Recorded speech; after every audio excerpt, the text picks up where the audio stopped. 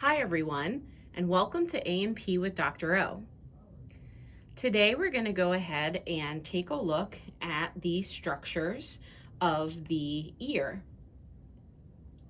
We'll go ahead and start with the external ear and then work our way to the middle ear and then finally the internal ear. If we start with the external ear, this is known as the auricle.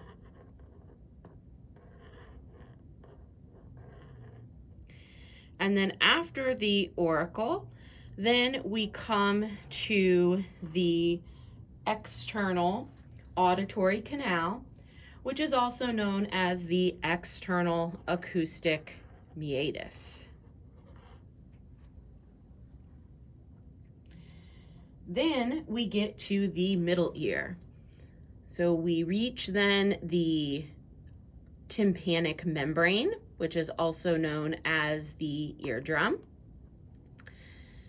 And then we have three auditory ossicles. We have the malleus, the incus, and the stapes.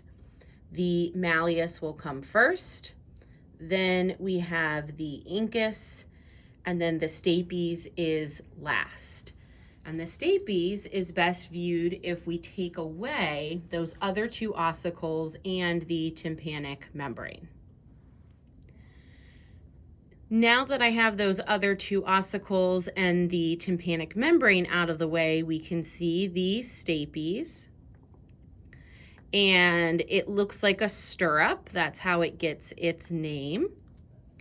So that is the third and final auditory ossicle. Now we've reached the inner ear. So we have the semicircular canals. We have the cochlea, which is this snail-shaped organ here. And then between the two, we have the vestibule. The semicircular canals, along with the vestibule, are going to be important for our equilibrium. And the cochlea is going to play a role in hearing.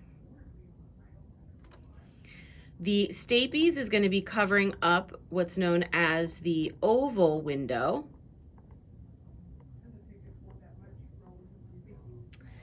And then we can also see coming off the cochlea, the vestibulocochlear nerve.